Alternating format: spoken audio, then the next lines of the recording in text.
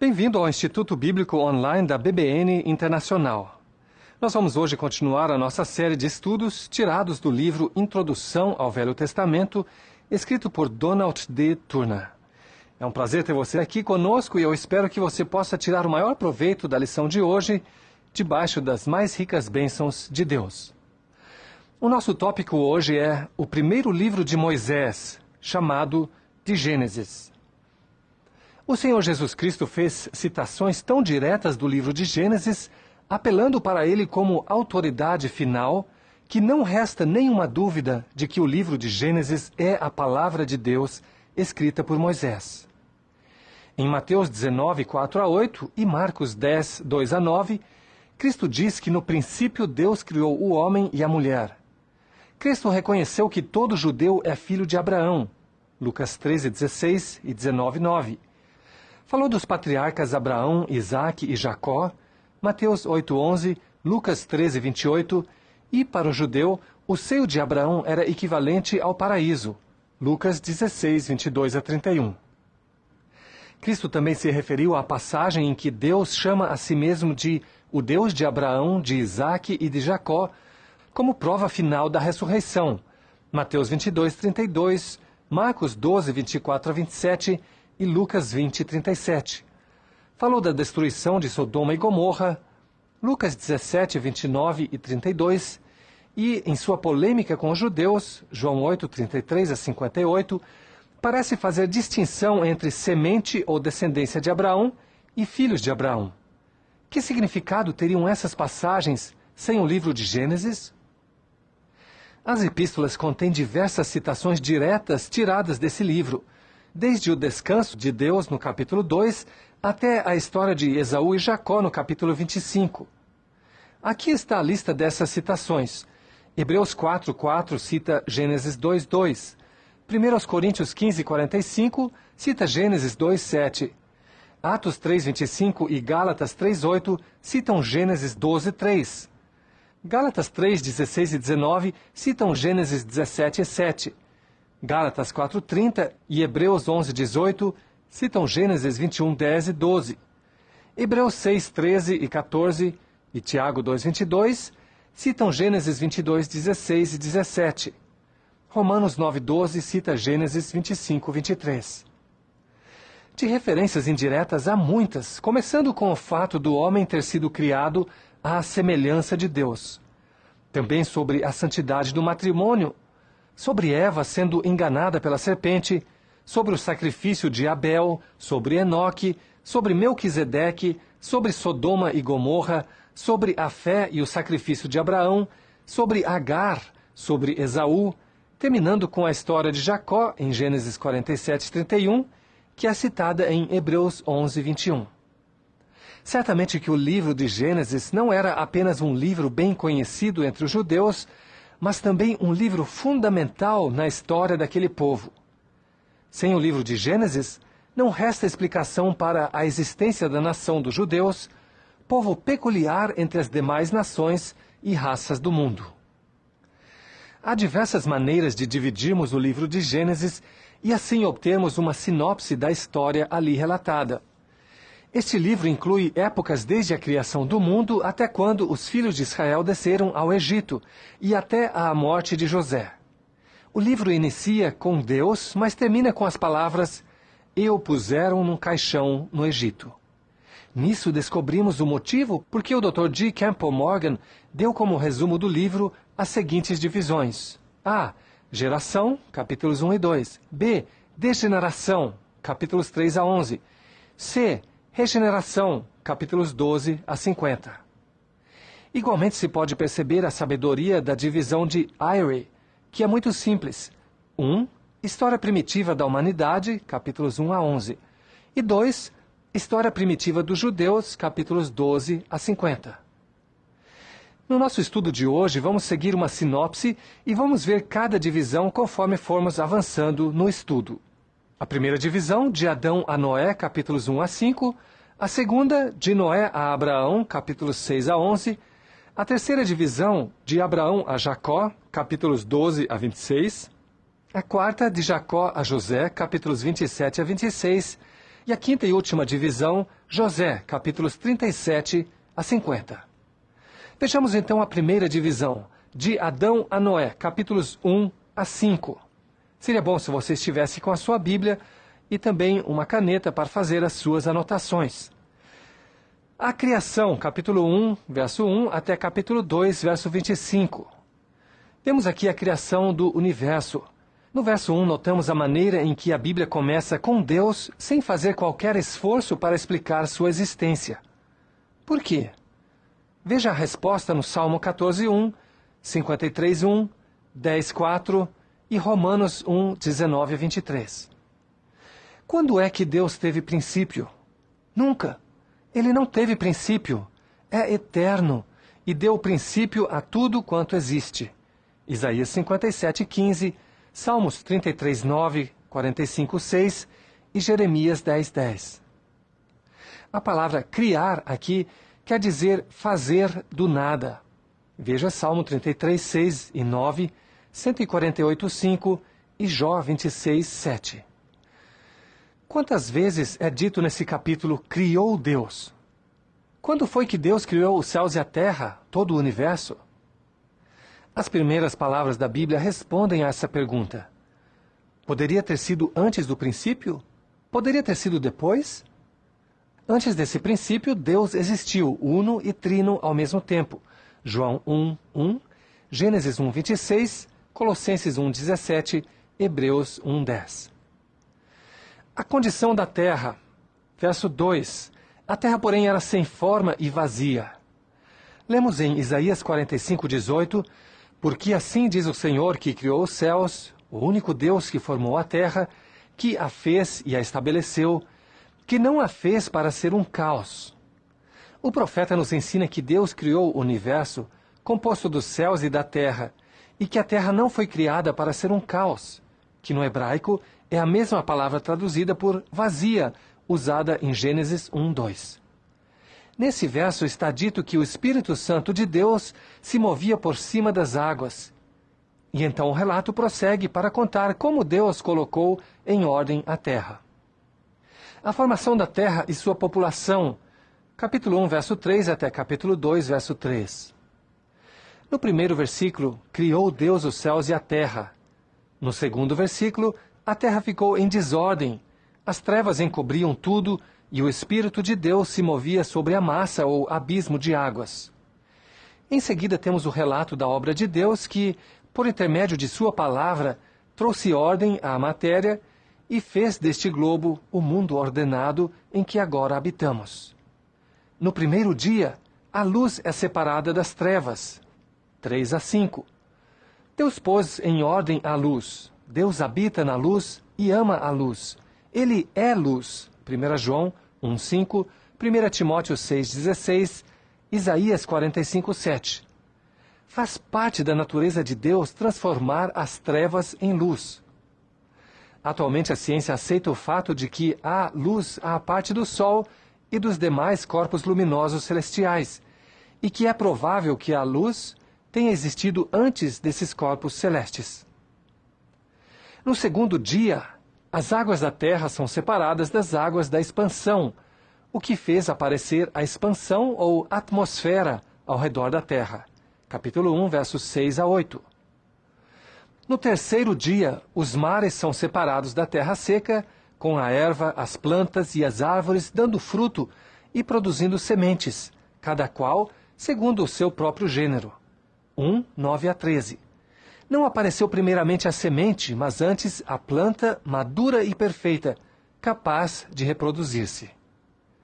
No quarto dia, os luminares, os corpos luminosos celestiais, não foram criados para produzir luz, mas para enviar a luz até a terra, com o fim de iluminá-la. 1:14-19. Esse quarto dia está relacionado com o primeiro dia, assim como o quinto está relacionado com o segundo, e o sexto com o terceiro dia. No quinto dia, as águas são povoadas de peixes e os ares de aves, e cada peixe ou ave é capaz de reproduzir-se segundo a sua natureza. 1:22-23. No sexto dia, os animais da terra seca são criados conforme as suas espécies. Porém, Deus não ficou satisfeito com tudo isso. A Trindade conferenciou entre si e criou o homem, diferente de todos os animais, pois foi criado segundo a imagem e semelhança de Deus. Salmos 103, 119, 73, Efésios 4, 24, Colossenses 3, 10. O relato do sexto dia está em Gênesis 1, 24 a 31. No sétimo dia, Deus repousou, não por sentir-se cansado, mas antes porque havia feito bem aquilo que pensara fazer. Capítulo 2, 1 a 3. Quando Deus disse que tudo era muito bom, não o disse porque se tenha surpreendido com o resultado da criação, mas porque queria que nós soubéssemos disso. Explicação de alguns detalhes do sexto dia, 2, 4 a 25. Fenômeno da natureza. Não havia chuva. Talvez essa condição se tenha prolongado até o dilúvio. O homem foi formado do pó da terra, mas Deus lhe deu o alento da vida, 2:7. Não se trata de uma nova criação, mas apenas de uma explicação detalhada da mesma, de 1:27. O jardim do Éden é a habitação do homem, 2:8 a 14. Depois vemos a proibição, prova da obediência do homem, 2:15 a 17. O pacto edênico, da palavra Éden, aqui delineado, é o primeiro dos pactos estabelecidos entre Deus e os homens. Percebem-se claramente as condições. O homem tinha a obrigação de multiplicar-se, de subjugar a terra, de dominar a criação animal, de comer frutas e ervas, nada de carne, senão depois do dilúvio, e não comer da árvore do bem e do mal, pois de outra sorte morreria. 1:28 a 30 e 2:15 a 17.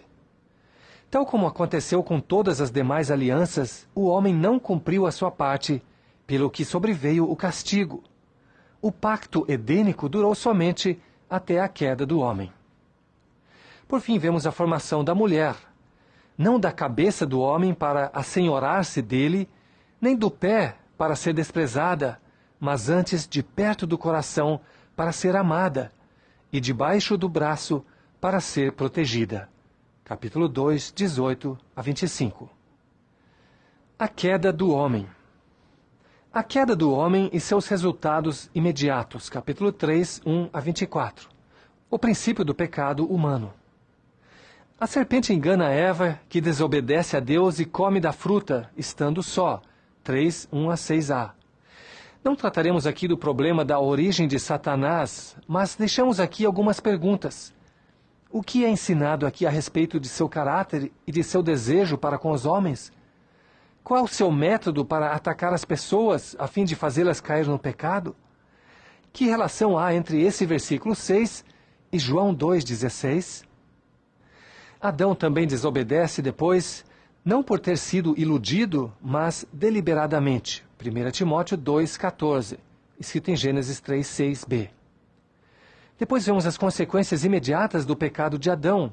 Capítulo 3, versos 7 a 24.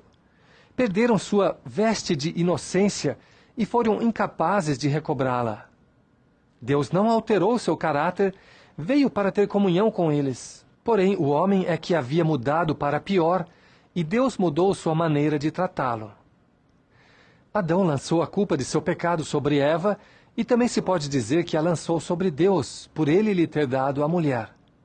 Eva culpou a serpente, verso 13. Deus pronunciou então a sentença do castigo contra todos os três.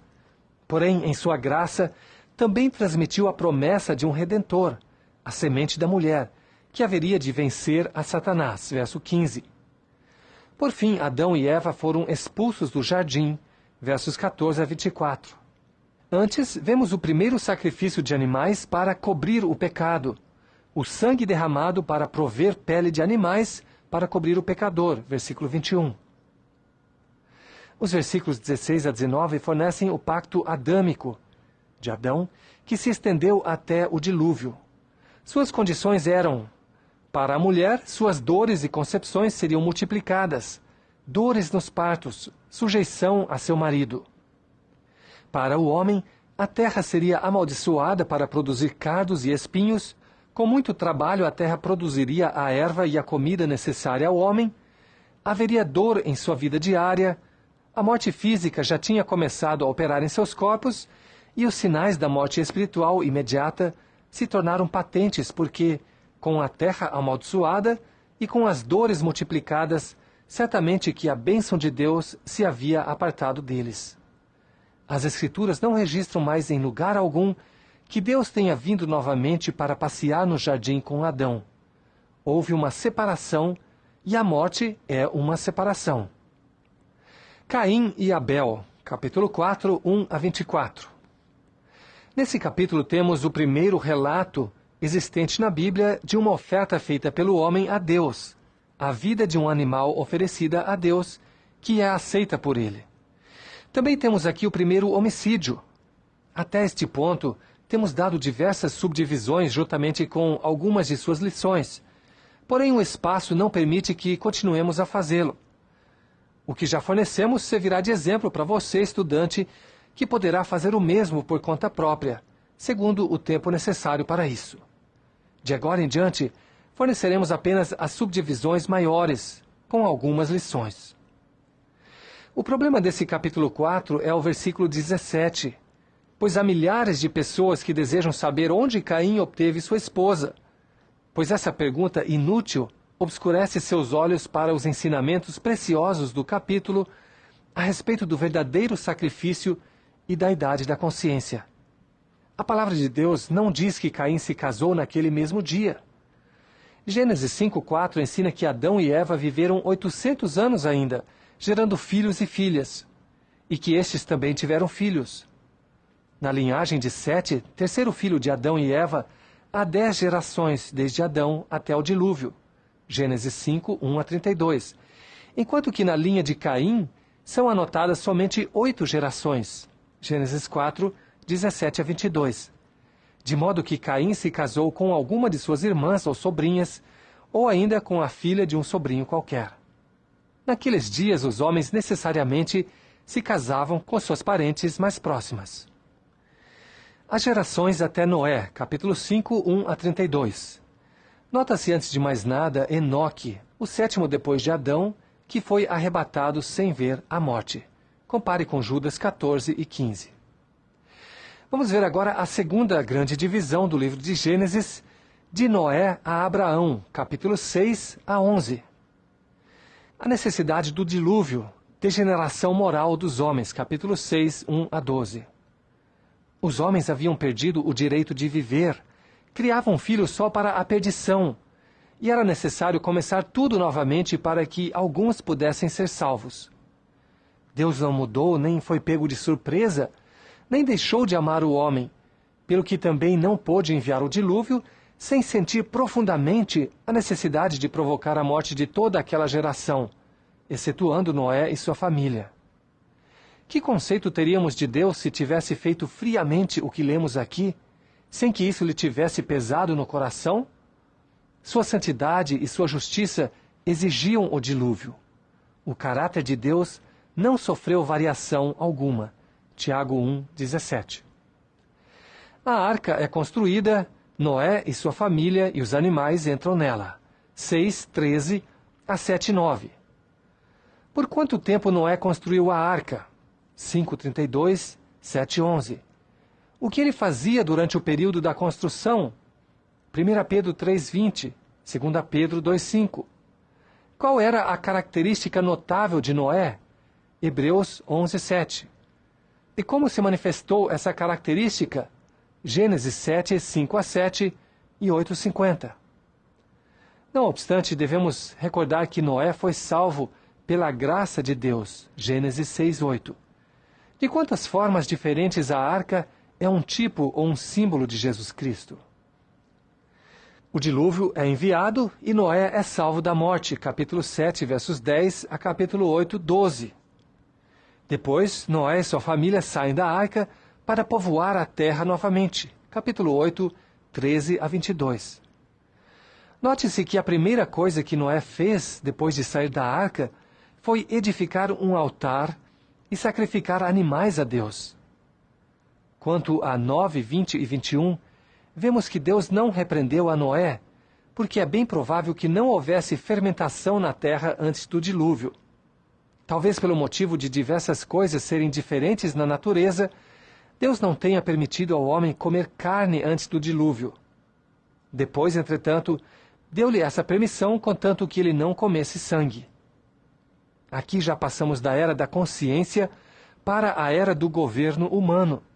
De agora em diante, o homem seria responsável para castigar o homicida. Deus prometeu não enviar outro dilúvio ao mundo. Prometeu as estações da primavera, verão, dia e noite. Deus também ordenou que o homem tornasse a povoar a terra. Esses mandamentos e promessas são as condições do pacto noético, pacto de Noé, até hoje em vigência. Gênesis 8, 21 a 9, 7. O arco-íris é o sinal deste pacto. As gerações de Noé a Abraão, 10, 1 a 32. Nota-se que Abraão é descendente de Sem, e que daqui por diante só essa linha é anotada em suas gerações, porque é a única que nos interessa, já que dela descende Davi e Cristo, segundo a carne. Babel, a confusão das línguas e o começo das nações, capítulo 11, 1 a 9. Os homens pensavam chegar até ao céu fazendo um edifício de barro. Quando os homens edificam sem a bênção de Deus, o Senhor envia a confusão. Vamos então para a terceira grande divisão do livro de Gênesis, de Abraão a Jacó, capítulos 12 a 26. A chamada de Abraão e suas peregrinações com Ló em Betel, Egito e Canaã, capítulo 12 e capítulo 13.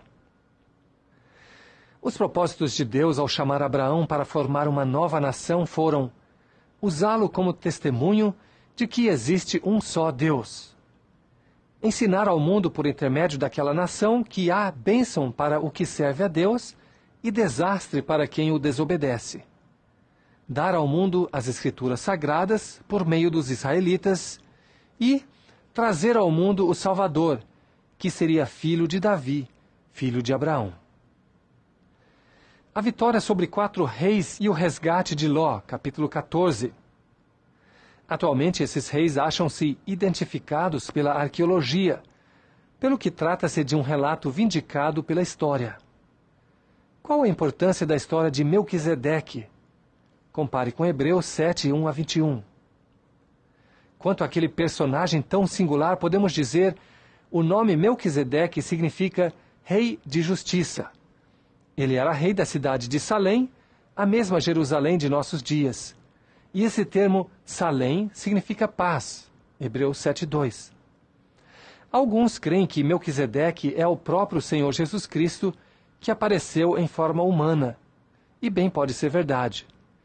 Porém, a interpretação mais natural de Hebreus 7:3 é que Melquisedeque era rei não por ser de certa linhagem real, conforme era o costume das nações governadas por reis. Geralmente, cada rei era sucedido por seu filho mais velho. Deduzimos que Melquisedeque foi escolhido rei por ser pessoalmente homem digno e não por sua genealogia. Também, antes de um rei morrer, já colocavam outro em seu lugar, pelo que nunca havia um momento em que não houvesse rei. Além disso, o rei também era pontífice, pois ocupava os 2 ofícios ao mesmo tempo, o de rei e sacerdote. É fácil percebermos, portanto, porque Jesus Cristo era sacerdote segundo a ordem de Melquisedeque, e não segundo a ordem de Arão. Cristo não foi escolhido sacerdote da ordem aarônica por não ter pertencido àquela família, visto que a morte não podia fazer cessar seu sacerdócio, uma vez que não se poderia marcar-lhe fim de vida. Ninguém, entretanto, o superava em dignidade. Hebreus 7, 24. O pacto federal de Deus com Abraão, garantindo-lhe um filho e a terra de Canaã, capítulo 15. Nessa altura do estudo, podemos tratar do pacto abraâmico, Gênesis 12, 2 e 3, 15, 4 a 7 e o verso 18, e capítulo 17, versos 2 a 21. Trata-se de um pacto com muitas promessas da parte de Deus, e continua em vigor, ainda que tenha sido inaugurada a dispensação da promessa. É que Deus ainda cumprirá o que prometeu aos filhos de Abraão. As condições do pacto são: Deus engrandecerá o nome de Abraão, o abençoará, abençoará aos que o bendisserem, amaldiçoará aos que o amaldiçoarem, fará dele uma grande nação por meio de Isaque, sem contar os descendentes de Ismael e de seus outros filhos. Abençoará por ele ou por sua semente, Gálatas 3, 8 e 16, todas as famílias da terra. Uma promessa referente ao Salvador Jesus Cristo. Dar-lhe-á a terra da Palestina. O sinal do pacto foi a circuncisão da parte de Abraão, e este capítulo 15 ensina que Deus foi quem estabeleceu qual devia ser o sinal. Abraão tomou de todos os animais que mais tarde foram usados nos sacrifícios levíticos. Levítico capítulo 1 a 7. Dividiu-os, pondo uma metade de um lado e a outra metade do lado oposto. E ele e Deus passaram por meio dos sacrifícios. Isso selava o pacto de sangue, como era chamado, um pacto firme, segundo os costumes daqueles dias. O nascimento de Ismael, filho natural de Abraão, capítulo 16. Por causa disso, Abraão viveu em estado de decadência espiritual pelo espaço de 15 anos. Jeová renova seu pacto com Abraão. Abrão, o nome original de Abraão, significava grande pai. Mas Deus mudou-lhe o nome para Abraão, que quer dizer pai de muitas nações. Capítulo 17. O Senhor visita Abraão em Manre e destrói Sodoma e Gomorra. Capítulos 18 e 19. Os moabitas e amonitas, filhos da terrível fornicação das filhas de Ló, viriam a ser povos muito pecaminosos que perseguiriam os israelitas durante séculos antes de serem varridos da terra. 1 Reis 11, 5 a 7, Amós capítulo 1, verso 13, até capítulo 2, verso 3. As peregrinações de Abraão e o nascimento de Isaque, filho da promessa, capítulos 20 e 21. A maneira pela qual Abraão tratou a Agar estava de conformidade com as leis das nações naqueles dias. Que lição está encerrada para nós no nascimento desses dois filhos de Abraão? Veja Gálatas 4, 21 a 31. O sacrifício de Abraão, o Evangelho lhe é anunciado, capítulo 22. Vejam-se Gálatas 3, 7 e 9 e Hebreus 11, 17 a 19. Quantas semelhanças podem ser encontradas entre esse sacrifício do filho de Abraão e o sacrifício do Filho de Deus? Por exemplo, Isaque carregou a lenha para o sacrifício, enquanto Cristo carregou a cruz. A morte de Sara e o casamento de Isaque com Rebeca, capítulos 23 e 24. Quantas semelhanças se pode descobrir entre o fato do criado de Abraão procurar uma esposa para Isaque e o Espírito Santo procurar uma esposa para Jesus Cristo? A morte de Abraão e a vida pacífica de Isaque, o nascimento de Esaú e Jacó, capítulos 25 e 26. E assim chegamos à quarta grande divisão do livro de Gênesis, de Jacó a José, capítulos 27 a 36. Depois de Abraão e Moisés, Jacó é o patriarca mais nomeado na Bíblia. Jacó significa suplantador, nome que lhe foi dado por sua maneira de nascer, Gênesis 25, 26. Mais tarde, seu nome foi mudado para Israel, ou príncipe com Deus, e isso marca a divisão natural do estudo de sua vida. A expressão "o Deus de Jacó" é muito empregada nas Escrituras e tem sido o consolo de milhares de crentes através dos séculos. Vendo-se a graça de Deus para com Jacó, que o abençoou apesar de seus esforços e fracassos carnais, e reconhecendo-se que o seu Deus é o mesmo Deus de hoje, o Deus de Jacó significa muito para nós. O estudante encontrará muitas bênçãos ao descobrir, enquanto lê o relato bíblico, as razões para ser usado tantas vezes esse título para o Senhor Deus. Salmos 21, 46, 7, 84, 8, 146, 5 e assim por diante. Os primeiros anos de Jacó, sua vida em Harã, formando família, capítulos 27 a 31. Devem ser incluídas aqui as seguintes subdivisões: Jacó compra de Esaú sua primogenitura, 25:33.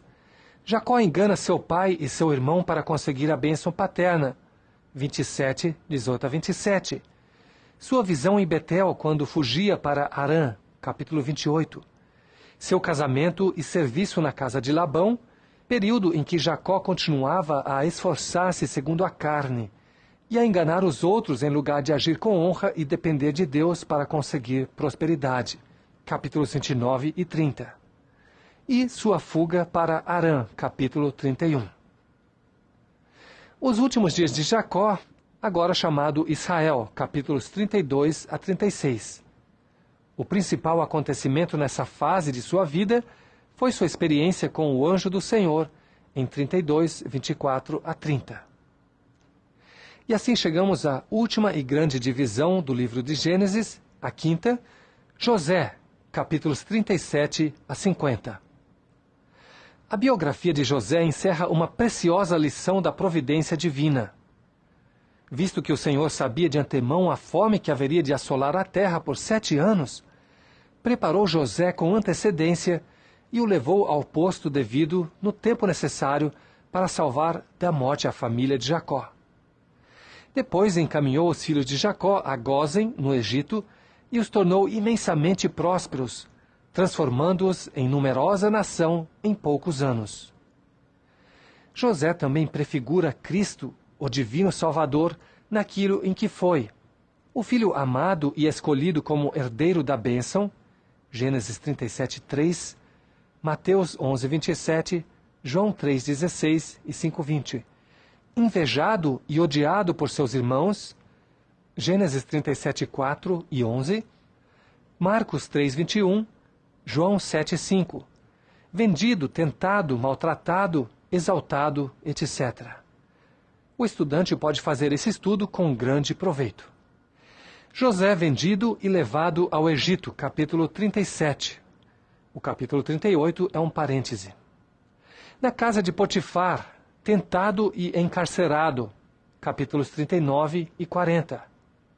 José interpreta o sonho de Faraó e é feito governador do Egito, encarregado de armazenar o trigo com o fim de preservar a nação escolhida para os propósitos de Deus, capítulo 41. O primeiro encontro com seus irmãos no Egito, capítulo 42. O segundo encontro com seus irmãos no Egito, capítulos 43 e 45. Jacó e toda a sua família descem ao Egito, capítulos 46 e 47. A morte de Jacó, capítulos 48 e 49. E o sepultamento de Jacó e a morte de José, capítulo 50. Em resumo, de Adão a Noé, vemos a criação e a queda, Caim e Abel, a degeneração. De Noé a Abraão, vemos a arca, o dilúvio, a torre de Babel e a confusão de línguas. De Abraão a Jacó, vemos a chamada de Abraão, o nascimento de Israel, a destruição de Sodoma e Gomorra, o sacrifício de Isaque, a morte de Abraão. De Jacó a José, vimos os primeiros anos de Jacó, quando vivia no plano carnal, e seus últimos anos como Israel, príncipe de Deus. E por fim vemos José sendo enviado, invejado, vendido, vitorioso e exaltado. Muito obrigado por participar de mais uma lição, e eu espero você de volta para o nosso próximo estudo.